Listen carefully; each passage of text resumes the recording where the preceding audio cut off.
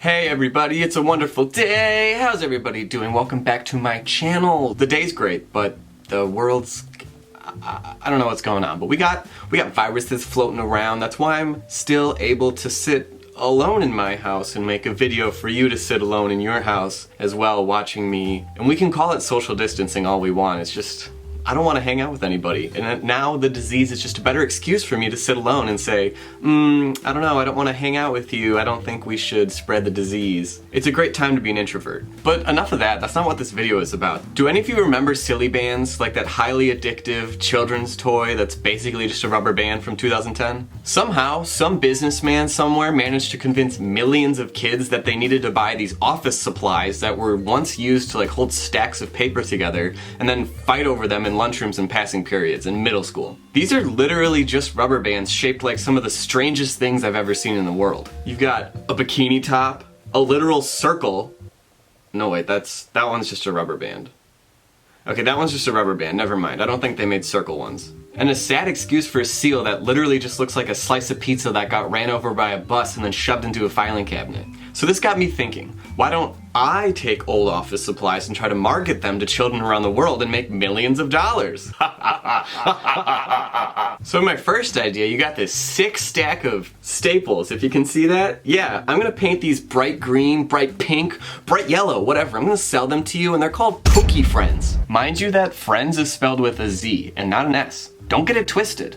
I'm sorry, I meant twisted. That's so stupid. And I know Pokey Friends seems like the pinnacle of great ideas and like boom boom they're gonna sell out. But you've also got this one that's gonna be an even bigger hit, mark my words. They're scissors and I glued googly eyes to them and I'm calling them stabbers. I love killing! New stabbers. You can get away with a mental insanity plea in court if you truly believe your scissors were alive and telling you what to do. Your parents must pay for what they did to you, Timmy. I still really don't understand how these became so big and such a big part of pop culture. Like, I even think I still have some in my cabinet. Let me go check. Okay, I actually really thought I had them, but I guess I threw them away somehow because, I don't know, but I found this bag of rocks that I've been keeping. If you're around my age, you definitely know what I'm talking about when I say these things were everywhere. Everywhere!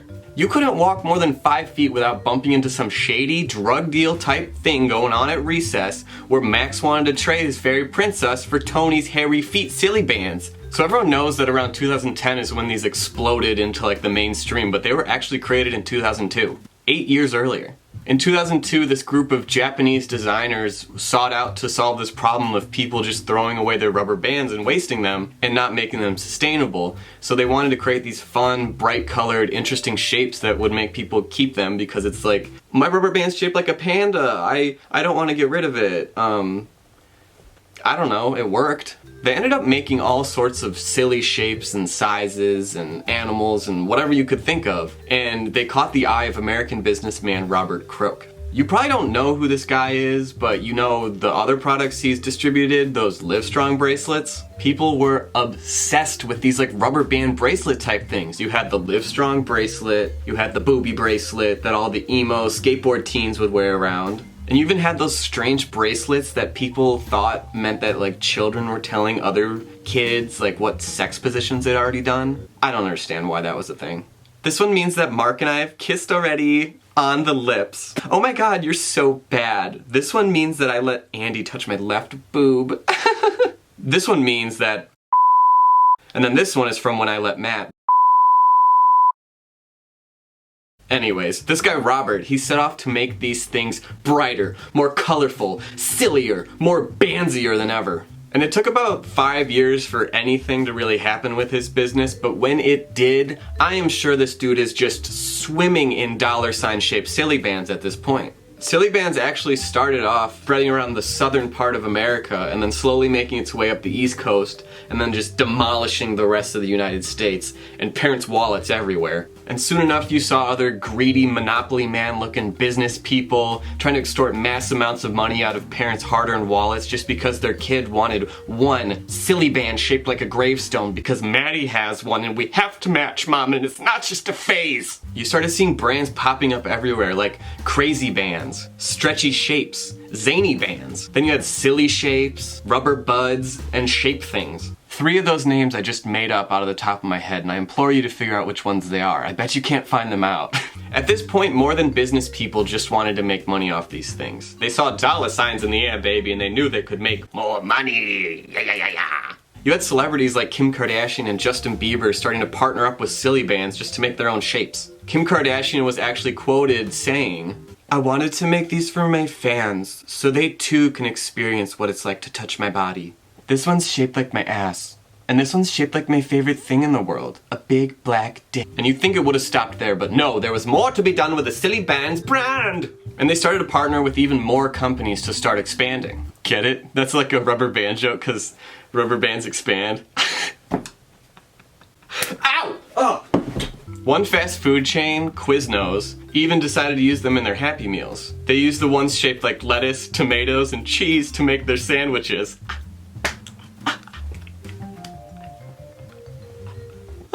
Hilarious. And you know what was even crazier is they somehow managed to convince somebody to make a Silly Bandz themed video game. This YouTube video called it the world's worst game. So you know it's bad. But you know what? I couldn't just let some random child on the internet tell me what I should think of the Silly Bandz video game. So that's why I decided to drive to GameStop and buy it for myself. And we're gonna review it right now in this segment we call Ryan Reviews the Silly Bandz video game. And then there's like flashing lights. We in the car, finna get crunk, eyebrows on, non-existent. You know what it is. We about to get this game. And continuity who? I'm wearing a whole different outfit. It's a whole different day. Let's do this. Driving in my car, beep beep. I'm going to get a game. I'm wasting $1. Yeah, for a laugh. Hopefully they'll laugh. I don't know. I haven't made it yet. Oh, yeah, okay. All right, bye. See ya. There it is, baby. Woo, we made it! I'm coming for you. Oh my God, imagine if they don't even have it. That'd be weird and awkward. Y'all said I couldn't find it, and by y'all, I mean me. Your boy got it. I got my DS game. I'm gonna go home and put in my DS. And by go home right now, I mean go back to work and spend the rest of the day working and then go home and do it. Because I'm filming this on my lunch break.